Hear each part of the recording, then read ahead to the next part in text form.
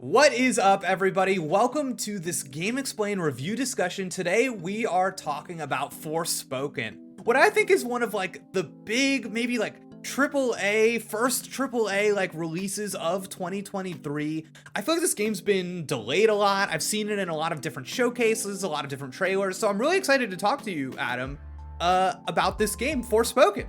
Now, I think the first thing, just to set us up correctly, is that I want to get more clarity. I've seen a lot of trailers, I played the demo, but I don't really understand like what the premise of the story is. So what is going on? What is this world? And what's like the tone? Okay, well, to break it down. Yeah. Forspoken is you play this girl called Frey, and she's from New York. And you start off, she's in court, and then she gets mugged or something. And she's a bit of a down and out kind of person. No one really like trusts her and stuff like that. And then all of a sudden, she's there. She's wanting to leave New York. She robbed a bank or something. She had a load of money that she was running away with, basically. And she had to give away her cat Homer, which is very sad. And then all of a sudden, she sees this like magical beam, and she follows it. And it's a cuff. And then this cuff transports her to this whole new land called Athia, which is it's like interdimensional travel, basically. And yeah, she ends up in Athia, and then from there it turns out she has these powers because of the cuff, and then she has to save Athia, and she's the savior and blah blah blah. So like from a premise standpoint, it's pretty cool. And then the tone of it is like where it falls a bit flat. It's like when it's like it does the Marvel thing where everything's a joke. Like every single sentence, there's some quip, or every single, like there's some, one-liner or something like that just kind of ruins the tone, I think, because it's just used too much. And then also, she curses a lot. Every second word out of her mouth is the F word. And it's a very difficult thing to meld modern day with sort of this fantasy world. And when the character curses too much and uses terms like okay bet, like stuff like that, it's like it almost works, and then she comes out with a line saying like okay bet, it's like bam, oh there we go, that's kind of that's it, ruined. And then like bam, F word, oh, it's like, oh, it's a bit cringe. And then the dialogue, very cringy. So is it that you feel maybe the writers making these choices at like too transparently? Is like you feel them like putting bet into the script to be like, oh look, we're okay. I understand that, yeah. And like there's the jokes, like sort of Cuff always talks to you in the game. Okay.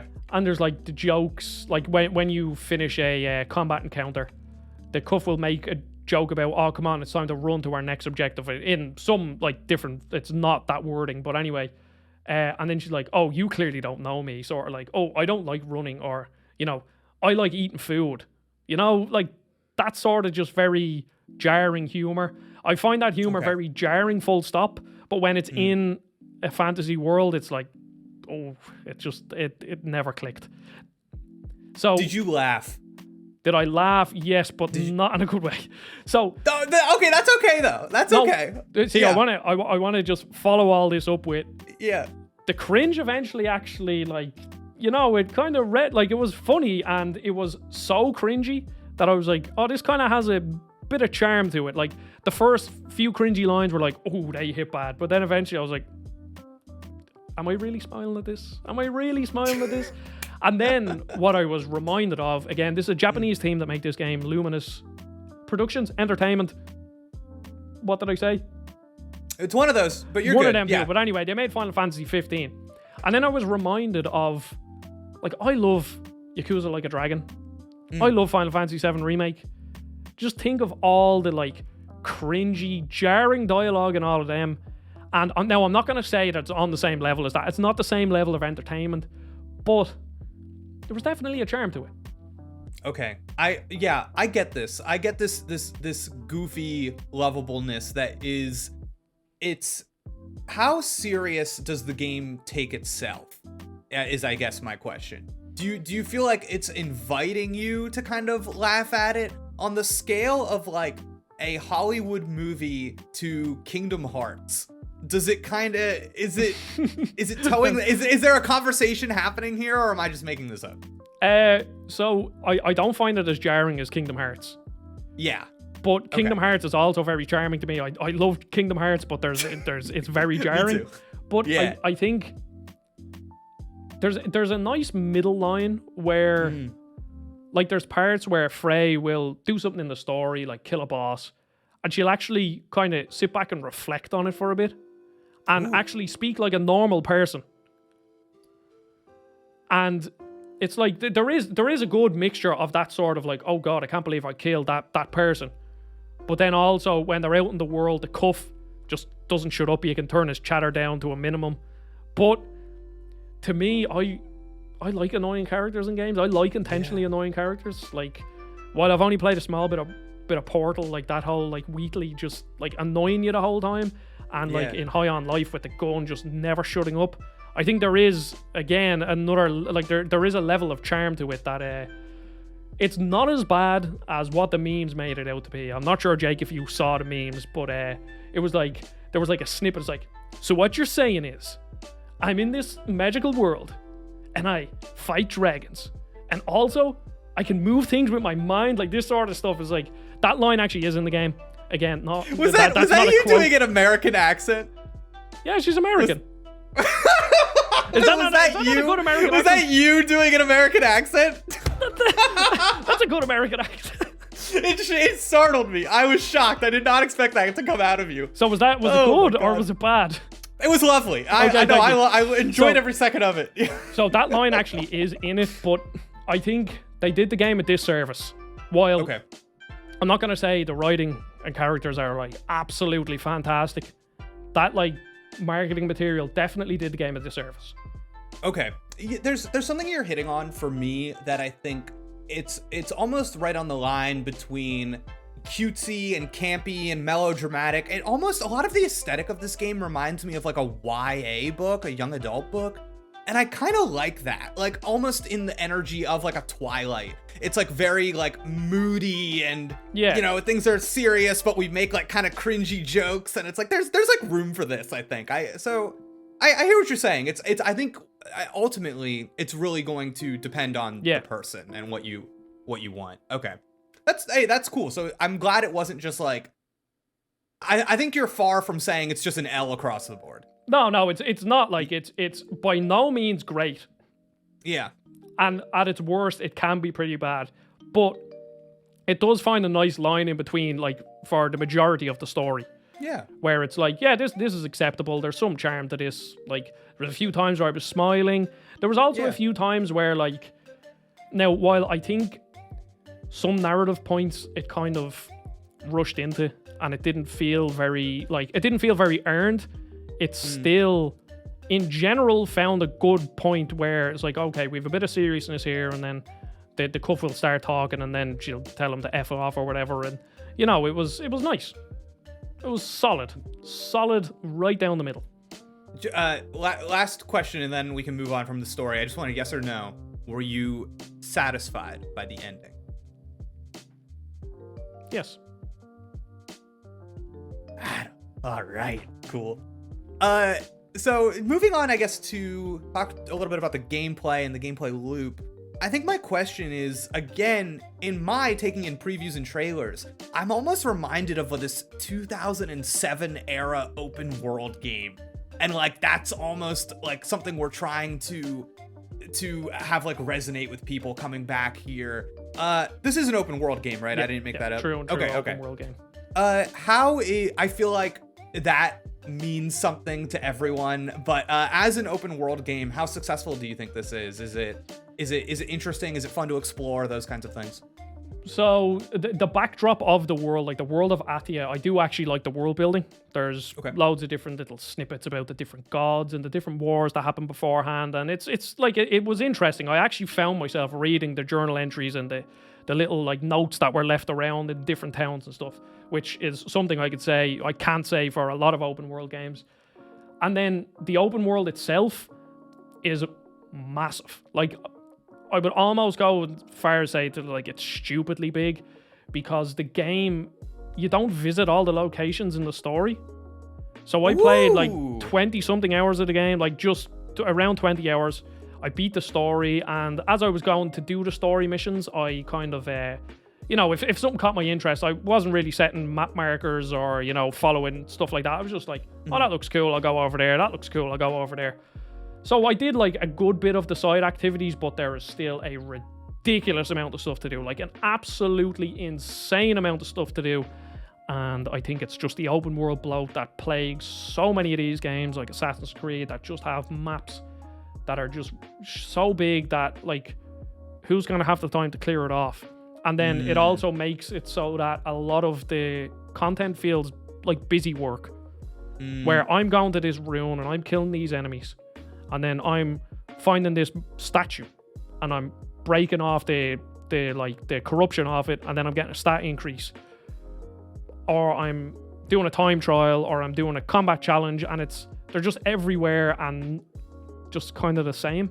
But the combat system, so fun, and the movement system is also very, very fun. And it, like, stick with me here, Jake, the game kind of reminds me of Sonic Frontiers, where there's like a lonely, somber tone to the world. And now there's no floating rails everywhere, luckily, but like zipping around the world is so fun because there's so much movement. Like, you have this boost ability that makes you run really fast, and then eventually, like, it constantly drips feeds you all these like different movement abilities, where if you jump and then jump at the right time, you get a bit of a speed boost, and then you get a grappling hook that you can like zip up onto different things. The only thing is the grappling hook kind of also reminds me of Sonic Frontiers, where like the movement is like 90% there, but then there's that 10% of the time where you use a grappling hook and it like goes to the wall beside the grapple point or things like that.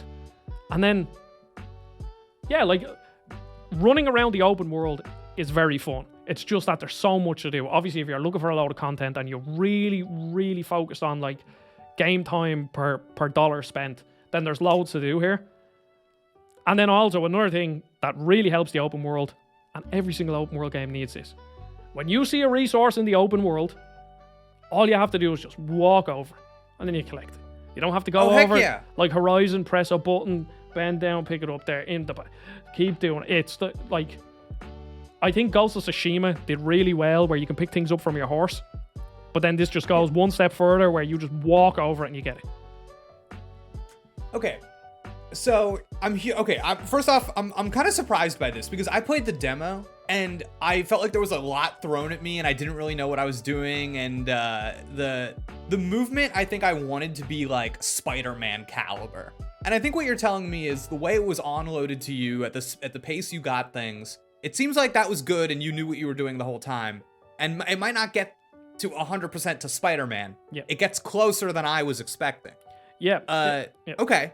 And it sounds like there's a lot of stuff in the world you like the combat, you like the movement. They give you a lot of opportunities to use those things. Yep. Okay. So there's a lot of good stuff here. Is it that the side content is not narratively satisfying, like outside of how mechanically fun it is to play? The game doesn't really fulfill like emotional or mental boxes in your head for fulfilling that content? Well, it's more just like it's just tedious checklist work. Where what's a reward like if you complete a side mission? The different ones, it might be +5 defense on your stats, or maybe healing items will now heal you more, or you'll get gear. So you wear cloaks and you wear a necklace, and then also, which I think is a really cool idea, you wear nails, painted nails, and there's actually a narrative reason why the nails improve your abilities, which I thought was really cool. And it's something I've never seen in a game. But at the end of the day, when it came to all the stats, like I played this game mostly on hard mode. And even on hard mode, I didn't have to engage with the stats. I didn't have to engage with the gear. I practically beat the game with the default gear on. Because critical path. Yeah, it's like, well, no, it's not that I did the critical path. I had a lot of gear. I just didn't need to use it because it just didn't offer enough. It's like certain things would say, this like a cloak would improve your say poison resistance. But like when I was fighting enemies that had poison damage, I didn't need it. Like it didn't make any difference. So like when it comes to doing all the open world stuff, because the gear system isn't very well implemented, which is something that happens in pretty much every single open world game I've ever played, there was no real point in doing there was no real point in doing things because I wasn't rewarded outside of it just being fun. And at the end of the day, it being fun can only compel you to do so much. I hear you. So I think what's interesting too is that what you're talking about is a little bit of a double-edged sword with me, because I think games that lean too hard on like elemental resistances and stuff like that, where it's like, oh, okay, I'm fighting these enemies, I gotta put on this piece of gear, like that gets on my nerves in a different way. So there is like a push and pull, I think, of how these things can work. But it sounds like they went completely in one direction and was like, well, we need to make sure people can beat this stuff no matter what they have. And I see how maybe not having you played the game on hard and didn't have a tough time. There's a lack of satisfaction there. Is there a New Game Plus? Do you know? So from when I beat the game, you basically just could you go into the next chapter and then it's like, oh, look at all this stuff that we can do. So it's not New Game Plus. Maybe there is if you 100% the map, but as I don't know. And I'd imagine to 100% the map, it would easily take 40, 50, 60 hours. Oh, doctor. Okay. I would just take a guess. At least 40, definitely. It'd have to be another 20 to clear out the map because there's a lot of the map that I haven't even discovered. Let me zone back in on the combat really quick. Yep. I really like the comment you made about the customizable nails, because to me, that is such a memorable, almost iconic thing to be stat bonuses from the color of the nails. I'm gonna remember that by the end of the year. That's cool. What stuck out to you about the combat that was new, interesting, fresh? Did anything really impress you? So I wouldn't say that it did anything new. I will just say that what it did it very well, and just it felt good. So basically, over the course of the game, every time you beat a new boss, you get a whole new skill tree. And when I got this new skill tree, the first time I was like, oh my god, I thought the first skill tree was all the skills I was getting. I was like, this is going to be another Sonic Frontiers where I have 400 skill points at the end of the game. But no, it just keeps going. And every single element has 3 attacks, main attacks on R1. And when you fully upgrade the skill tree, I'm taking a guess, maybe 5 to 7 sub attacks on L1. So then and when it clicked with me, I was like, this is Ratchet and Clank. Because in Ratchet and Clank, you throw out Mr. Zurkon, you throw out the Groovatron, you're getting the Pyroster out, you're burning people, and then while they're on fire, you're whipping something else out and you're shooting them. This was, at the end, when you have 4 skill trees, even when you only have 1 skill tree, it's very engaging. But when you have 4 skill trees, you have all of this magic that you can just spam and just use to your heart's content. And there's water effects, there's fire, there's lightning, there's arrows going off everywhere, there's a plant that snares people to the ground, there's a plant that shoots things, there's a plant that heals you, there's so much going on, and my brain was just ooh, I like this. And it was, and then another thing that you can quickly switch between all the magic very easily, and each time you switch between the magic, they have their own abilities that can switch. So, for argument's sake, there was the fire one, okay? And say I was on a different magic style and I wanted to change the fire. I held L1, R1, and square, I believe. And I got out a fire whip, pulled someone towards me, and then all of a sudden I have my fire abilities. And then if I want... Oh, there's a transition skill. Yeah, no, but that's a skill in and of itself that you have to unlock. So you could just transition without the skill. Mm-hmm. But that extra, just pulling someone in, then you have your fire sword and you're out slashing people. And then the bow one it was L1, R1, X. And the bow was all water elements. So what you did was you summoned basically a big yoke of water that pushed you up into the air. So then you have the vantage point to shoot people with your bow. And it's just it's so fun. It's ridiculously fun. Even though I did find it quite easy, it was, it just clicked with my brain. Does it feel magical? And what I mean by that is, I think I've played games before. I'm thinking of like Ghostwire Tokyo, a game I like. But I think a lot of the like combat in that game, it feels like we subbed out weapons in other games with magic. It's like, okay, this is your pistol, this is your other thing. Like, we're pretending they're magic. Do you get a grander sense of you use the word magic so many times? Does it feel like more than that in Forspoken? Yeah, so like the fire ability or the fire magic set has a sword, it has a spear, and then I am struggling to think of the third one, but it has another weapon style. So each of them have different. Oh, it's fists. So you could swap between them, and then you do a big slash with your sword, and then you whip out the spear, and you spear an enemy off in the distance, and then you whip out your fist, and you just be like charge up, punch, and you just set them on fire. And then the bow has a single shot bow that deals a lot of damage, a big wide shot like multiple arrows, and then once again, I'm forgetting the third one, but there's so like it's like it's magic mixed with weapons that we're used to. Like even the phrase abilities, which are the first one you unlock, they're kind of like rock based abilities. So one of them is like a machine gun that you basically just shoot out a lot of pebbles. And then another one is a big rock shield that you summon in front of yourself that's almost like a shotgun. So when people come in close, pull that up and then bam, blast them. And then there's another one that summons this big rock that blows up. And it's like, there's just so much going on. And I think you could potentially have the criticism that there's too much going on. But because I'm used to playing like Ratchet and Clank, and I play Ratchet and Clank a very specific way, where I'm swapping weapons out literally every 5 seconds, then I was used to it. Got it. Okay. So I think what I'm hearing that's really cool is that you feel like you have a lot of options, which to me lends itself to creativity.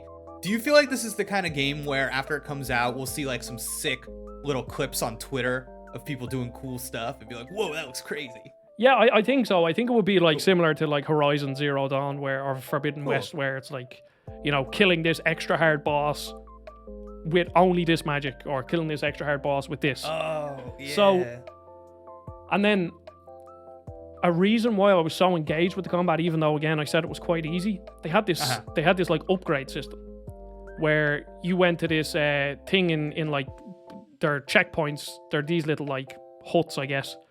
And you take out a book and you can pick 3 skills to upgrade. And each of them has a challenge. So, let's say for argument's sake, the single shot bow would be kill 20 enemies from distance. So then all of a sudden I was kind of using that a different way. Or then the multi arrow bow would say be hit 3 enemies all at the same time. So then I was sort of using my other abilities.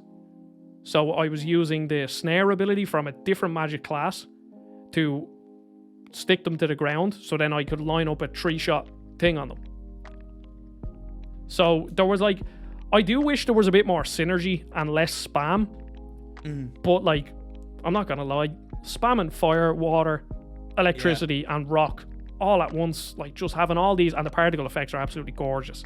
So just having all that going off, it's good for the brain. Make this transition for me now. It looks really good. I feel like I've seen varying opinions about the way this game looks, performs.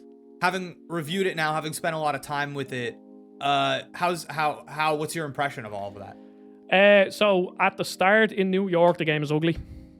Character models aren't like, they're really not anything to write home about. There's this weird shimmer effect on hair, and it's very noticeable with the cat, specifically Homer. And then models, like even Frey's model, like it isn't the best. But what I will equate it to is something like a FromSoft game, where if you look at Elden Ring, you look at character models, they're a bit like crap. You look at certain textures, they're a bit low quality. The performance, bit, ropey sometimes. But when you add all the package together of these, like the lights, the foliage, the world, the vistas, like it looks absolutely stunning. When you are out in the open world, when you're moving at speed and you can like kind of put all that other stuff to the back of your mind, like maybe the character model doesn't look the best, or maybe this texture isn't the best, but when you're running through that world and you're looking out across a mountain, or you're seeing these floating rocks off in the distance with a bridge behind it. It's like there were so many parts of the game that I could have taken take a screenshot and put it on my PC because it just looked that good. Okay. I think I honestly, a big part of me thinks that's as far as the game needs to go. Because when are you like, we're not like surgeons removing the character model and examining it. Yeah, and going, exactly. Well, this is bad. Yeah. If the package looks good, then you can excuse all the other things. Now, frame rate, I played it pretty much exclusively on the performance mode. I tested out the quality mode, and it is noticeably sharper.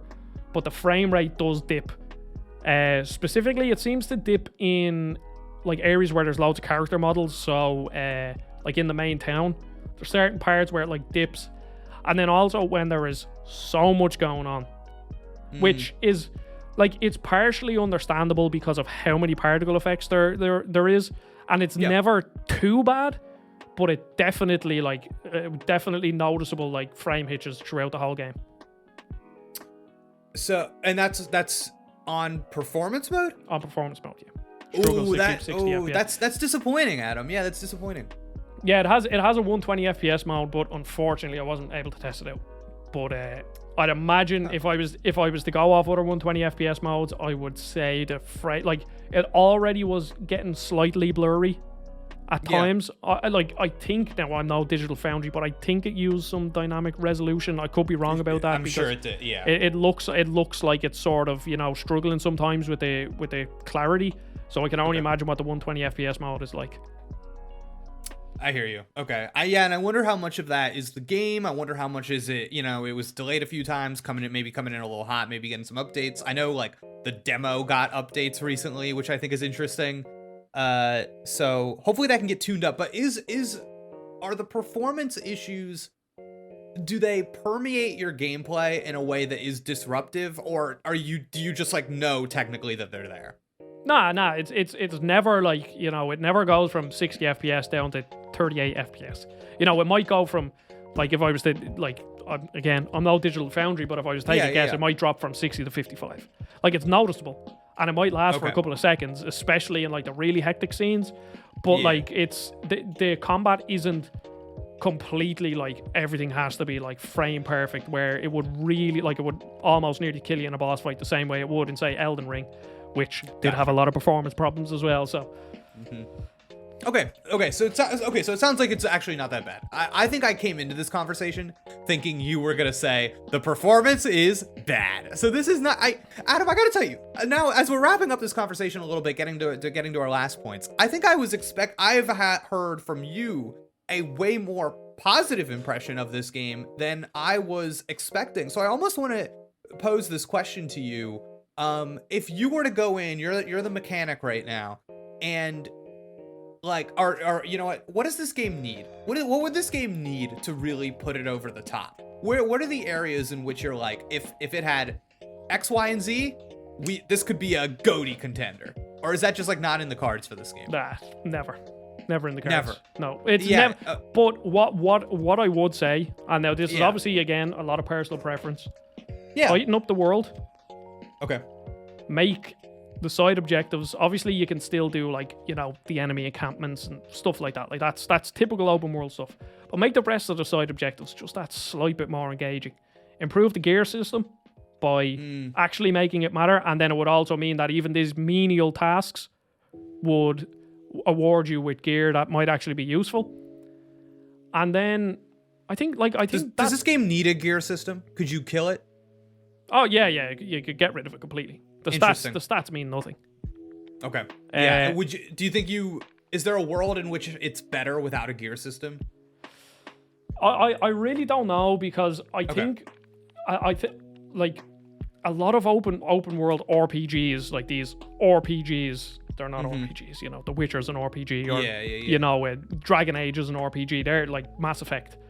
These sort of open world RPGs need the skill trees and the gear system to kind of make themselves look like RPGs, even though they're not really RPGs. You know what I mean?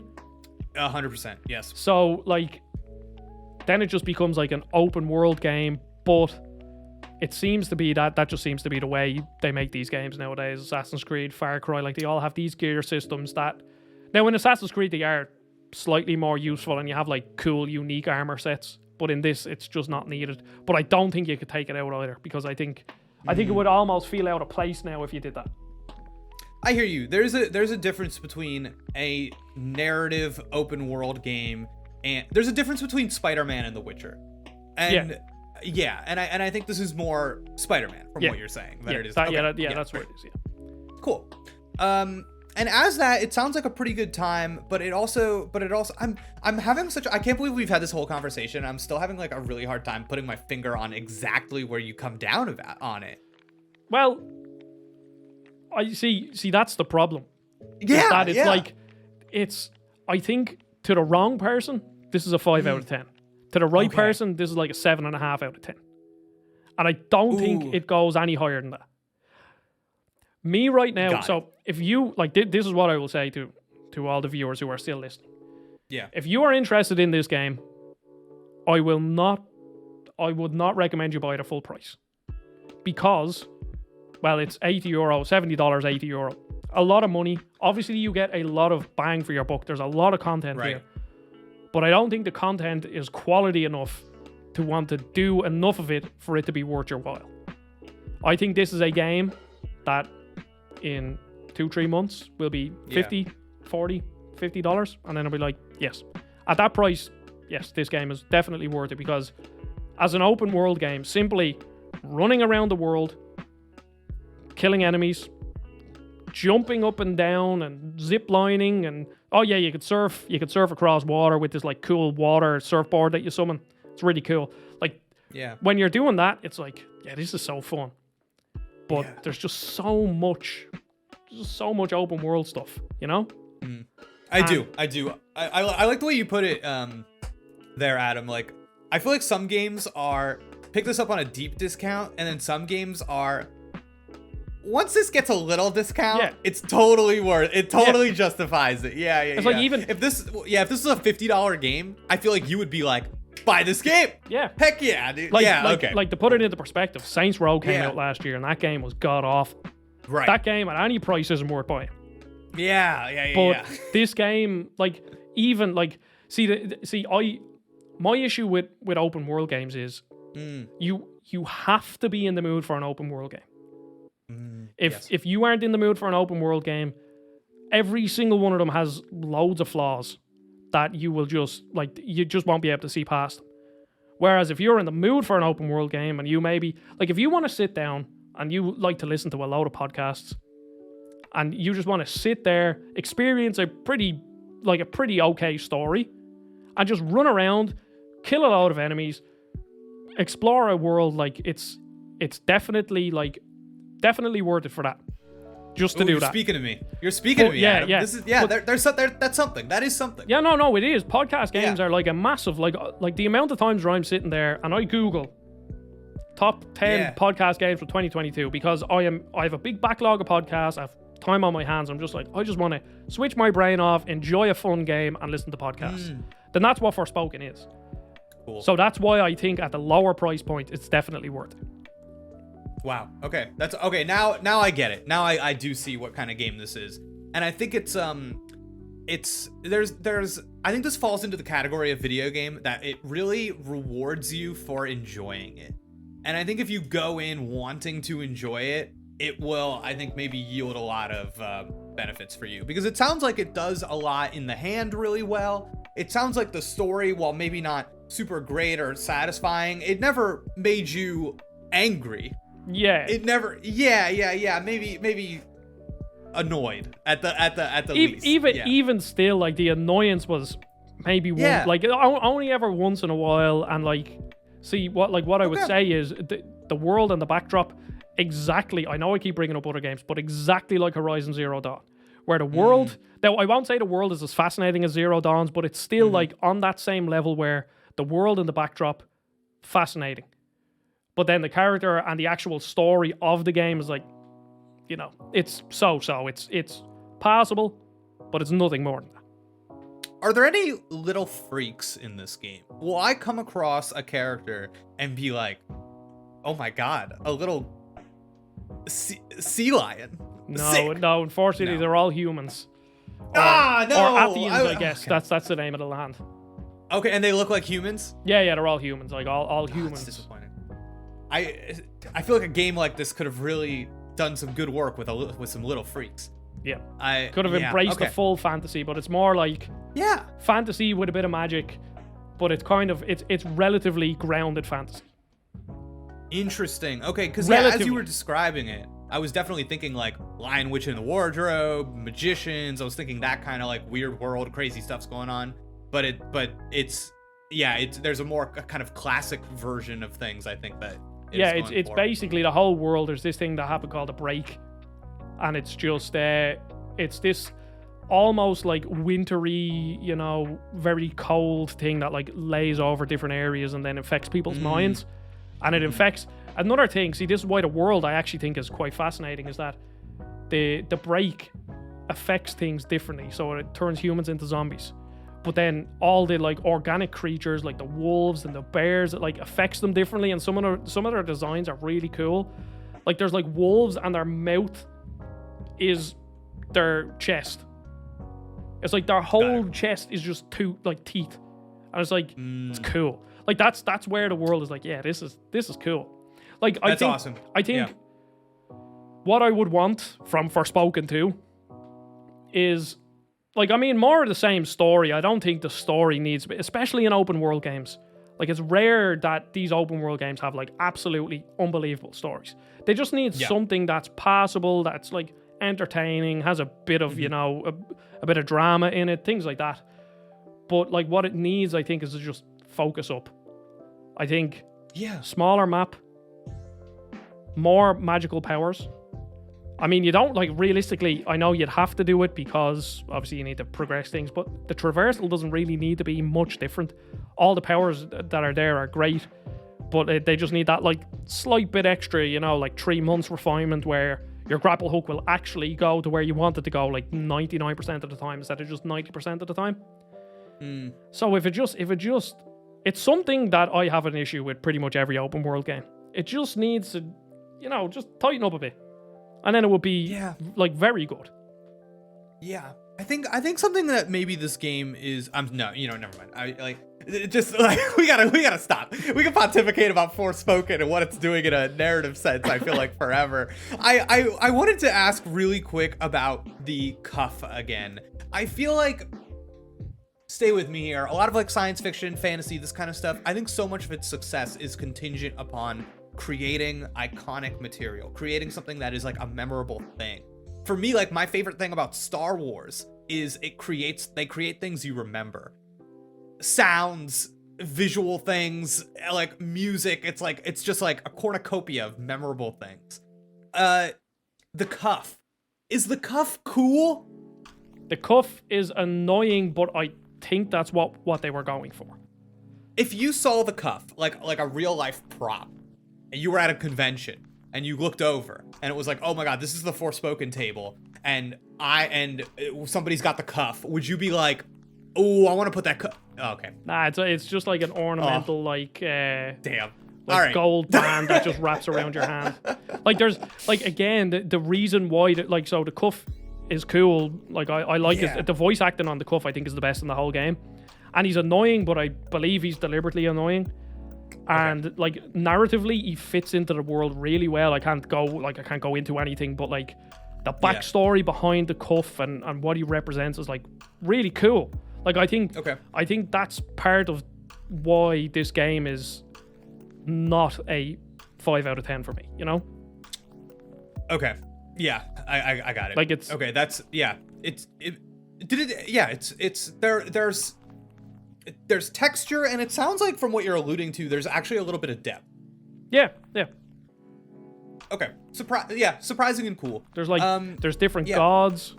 There's like 4 different gods. There's like the war, the war that the gods fought before all like Athia, and then how the main city came, and then you're slowly unraveling like how the break happened and like what exactly caused it, and then you're reading notes from someone who's like studying the break, so you're like actually going through him trying to understand it. Like he's testing out different theories. Maybe like it affects people this way, maybe it affects people this way.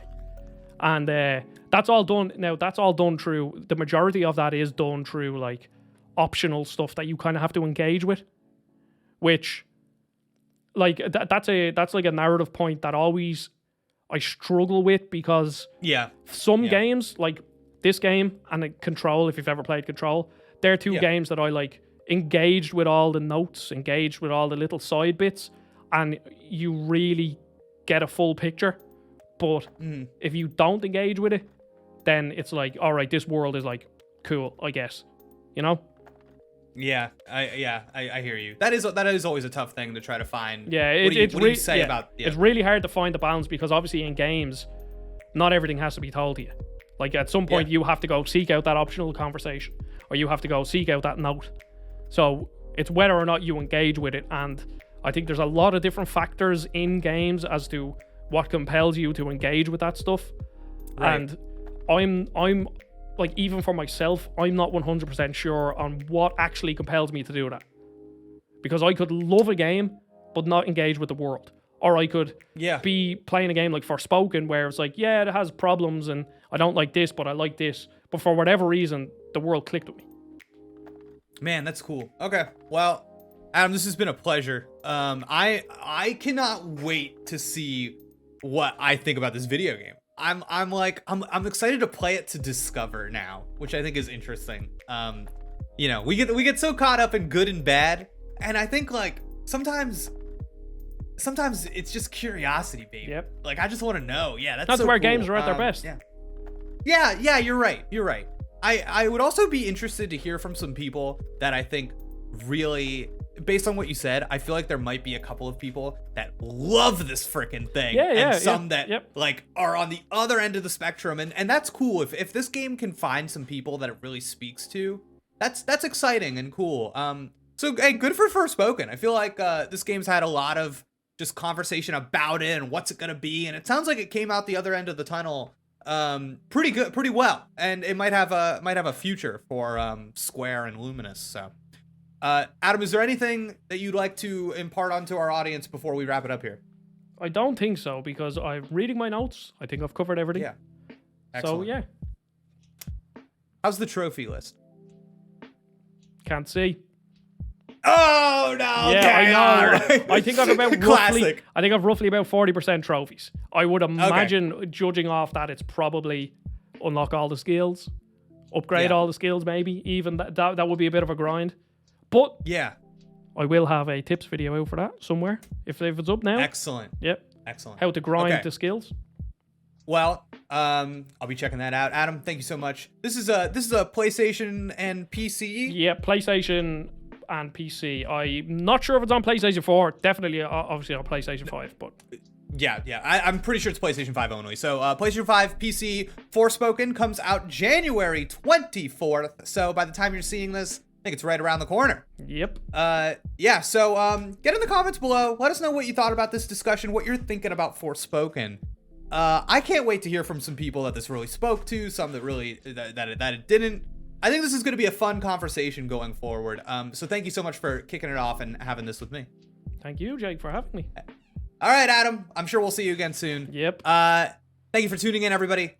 This has been our review discussion on Forspoken. So for everything else in games, don't worry, because you're already in the right place. We're going to explain. GameXplain, baby. That's what we do. We'll see you next time. Goodbye.